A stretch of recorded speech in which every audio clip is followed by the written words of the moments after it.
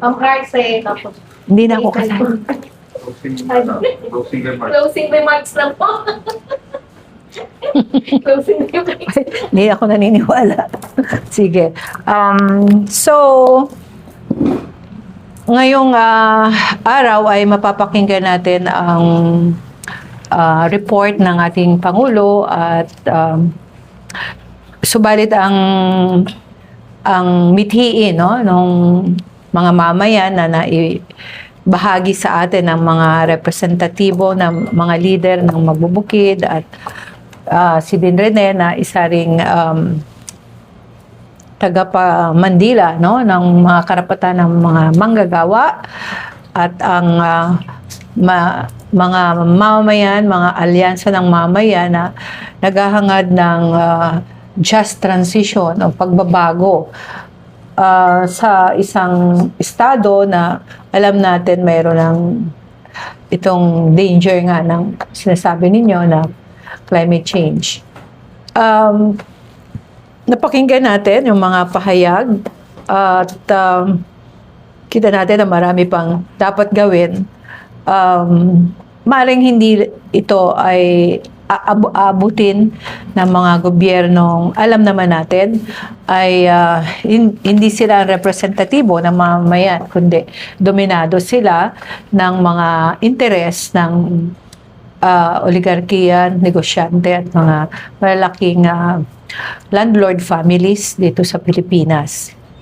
Kung kaya't patuloy dapat ang pagsisikap ng mga mamamayang Pilipino na ipaglaban ang kanilang interes, ipaglaban ang interes para sa national pambansang soberenya, lalo na ang aming panawagan para sa soberanya sa pagkain.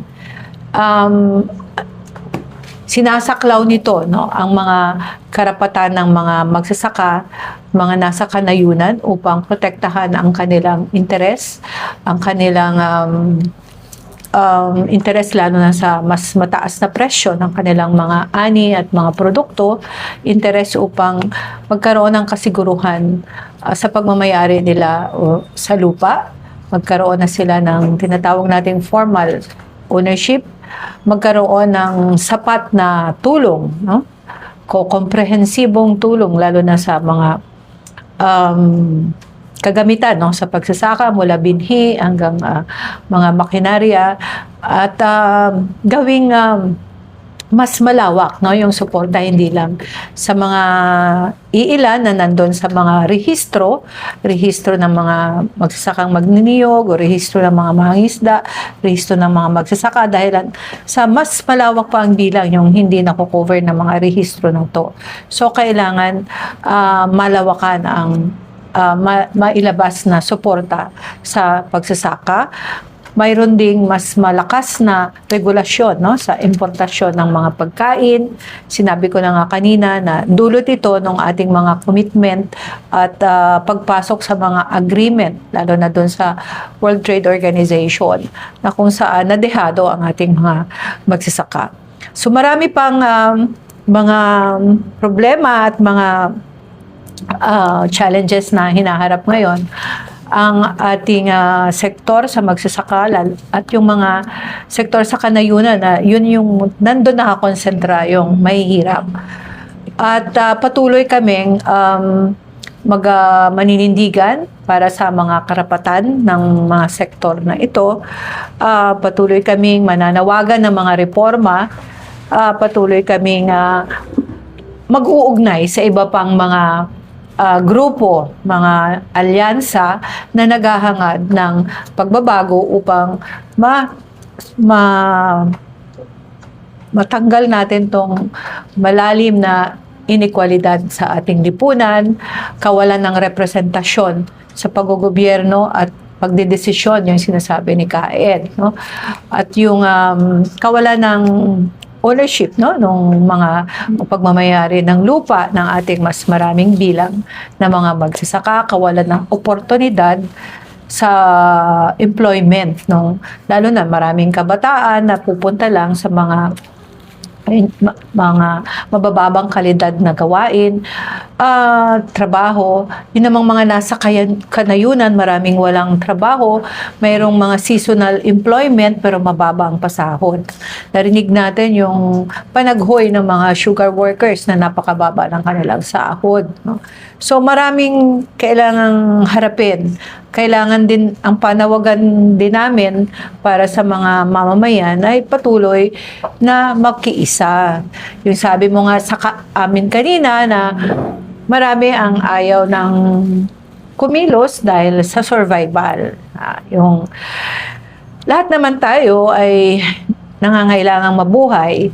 Subalit maraming problema natin, bakit mataas yung presyo ng bilihin, bakit hindi rin umuunlad yung ating buhay, napakataas ng mga tuition, napakataas ng mga electricity rates, lahat halos binibili na natin, ang nauwi lang sa atin, pagkatapos mga middle income class, middle income people, wala naman talagang nasi-savings. So, mangyayari ang ganitong sitwasyon na parang wala rin talagang nagbabago sa ating kabuhayan kung hindi tayo kikilos. At babaguhin ang sitwasyon, itatransforma natin ang ating lipunan, hindi tayo magpapagoyo. Iyon ang kailangan. So, hindi ang mga event na to, tulad nitong SONA, ay maring magbigay lang sa atin ng impormasyon na para sabihin ito ang mga accomplishments, subalit hindi yun ang substantial na impormasyon na mapupuha natin. Makukita natin yun sa paligid natin, sa komunidad natin, kung mayroon ba tayong tubig, mayroon ba tayong elektrisidad, mayroon ba tayong pagkain, kung wala, paano natin gagawin? Kailangan kumilos tayo. Hindi pwedeng sabihin natin, wala tayong magagawa kasi ganun talaga. Kung sinong namumuno, sila lang yung maraming paraan upang ma-exercise natin ang ating paninindigan, maramdaman natin na mayroon talaga tayong pagdedesisyon, makamit natin ang demokrasya. Ito manggagaling mismo sa mga mamamayan, sa mga komunidad. Dapat huwag tayong humantong sa kawalan ng pag-asa. Laging may pag-asa. Yan ay nakita natin sa paninindigan ng ating mga ninuno na nagtakwil ng mga colonizers. Hanggang ngayon naman, marami pa rin naninindigan. Doon tayo umasa. Nadadalhin tayo sa mas magandang bukas kung mayroon pa rin mga mamamayan na maninindigan, mamumulat sa katotohanan